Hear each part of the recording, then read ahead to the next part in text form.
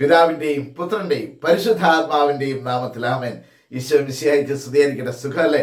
ദൈവം നിങ്ങളെ സമൃദ്ധമായിട്ട് അനുഗ്രഹിക്കട്ടെ എന്ന് പ്രാർത്ഥിക്കുന്നു. ദൈവം കൂടെ വസിക്കുന്ന, നമ്മുടെ കരം പിടിച്ച് നയിക്കുന്ന ഒരനുഭവം നമുക്കെല്ലാവർക്കും ഉണ്ടാകട്ടെ. നമുക്ക് കർത്താവിനോട് ചേർന്നിരിക്കാം. ഇന്ന് പഠിക്കുന്ന വചനം സെഖറിയ പ്രവാചകന്റെ പുസ്തകം അതിൻ്റെ 2-ാം അധ്യായം 11-ാമത്തെ വചനമാണ്. സെഖറിയ പ്രവാചകന്റെ പുസ്തകം 2-ാം അധ്യായം 11-ാമത്തെ വചനം. The book of the prophet Zechariah chapter 2 verse 11. അതിങ്ങനെയാണ് പറയുന്നത്. നമ്മൾ ഇന്നലെ പഠിച്ചത് 10-ാമത്തെ വചനമാണ്. ഇന്ന് 11 പഠിക്കുകയാണ്. ഇന്നലെ പാടി ഉല്ലസിക്കാനും സിയോൻ പുത്രി പാടി ഉല്ലസിക്കുക എന്നൊക്കെ പറഞ്ഞ വചനമായിരുന്നു. ഞാൻ വന്ന് നിങ്ങളുടെ ഇടയിൽ വസിക്കും. വീണ്ടും പറയുകയാണ്, അന്ന് അനേകം ജനതകൾ കർത്താവിനോട് ചേരും. അന്ന് അനേകം ജനതകൾ കർത്താവിനോട് ചേരും.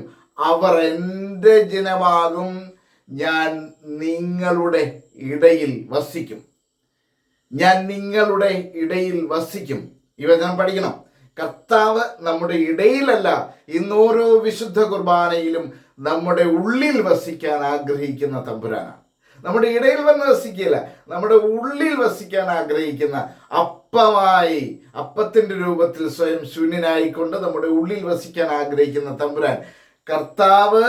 അന്ന് അനേകം ജനതകൾ കർത്താവിനോട് ചേരും. ഒരിടയനും ഒരാട്ടിൻപറ്റവുമായി തീരുമെന്ന് തമ്പുരാൻ പറഞ്ഞിട്ടില്ലേ? എന്ന് പറഞ്ഞതുപോലെ കർത്താവ് നിങ്ങളുടെ ഇടയിൽ വന്ന് വസിക്കും. അവർ എൻ്റെ ജനമാകും. കർത്താവ് ഞാൻ നിങ്ങളുടെ ഇടയിൽ വന്ന് വസിക്കും. Many nations shall join themselves to the Lord on that day and shall be my people, and I will dwell in your midst. നമ്മുടെ മധ്യേ വസിക്കാനല്ല തമ്പുരാൻ ആഗ്രഹിക്കുന്നത്. ഇന്ന് നമ്മുടെ ഉള്ളിൽ വസിക്കാൻ ആഗ്രഹിക്കുന്ന തമ്പുരാനാണ്. നമ്മുടെ കൂടെ നടക്കാൻ ആഗ്രഹിക്കുന്ന ദൈവമാണ്. അതുകൊണ്ട് ആ ദൈവത്തെയാണ് നാം ചേർത്ത് പിടിക്കേണ്ടത്. കർത്താവായ ഈശോയെ, അങ്ങ് എൻ്റെ ഉള്ളിൽ ഉണ്ട്, എൻ്റെ എൻ്റെ വിരൽത്തുമ്പിൽ പോലും അങ്ങുണ്ട് എന്ന് പറയുന്ന ഒരു അനുഭവം നമുക്കുണ്ടാവട്ടെ. നാം തൊടുന്ന ഇടങ്ങൾ വിശുദ്ധമായി തീരട്ടെ. നാം കടന്നു ചെല്ലുന്ന ഇടങ്ങൾ വിശുദ്ധമായി തീരട്ടെ. കർത്താവ് ഉള്ളിലുള്ളപ്പോൾ നമ്മുടെ ഉള്ളിൽ നിന്ന് ദൈവം ആഗ്രഹിക്കാത്തതെല്ലാം മാറിപ്പോട്ടെ. നമ്മുടെ ഒരു ആഗ്രഹമായി തീരണം. പ്രത്യേകിച്ചും ഈ നോമ്പ് കാലം ഏറ്റവും വിശുദ്ധിയോടെ മുന്നോട്ട് കൊണ്ടുപോകാൻ നമുക്ക് സാധിക്കട്ടെ.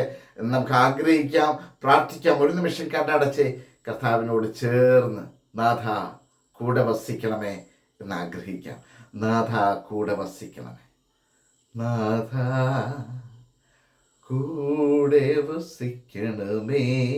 ഈശോയെ, എൻ്റെ കൂടെ എൻ്റെ ഉള്ളിൽ വസിക്കണമേ എന്ന് പ്രാർത്ഥിച്ചേ. നാഥ കൂടെ വസിക്കണമേ.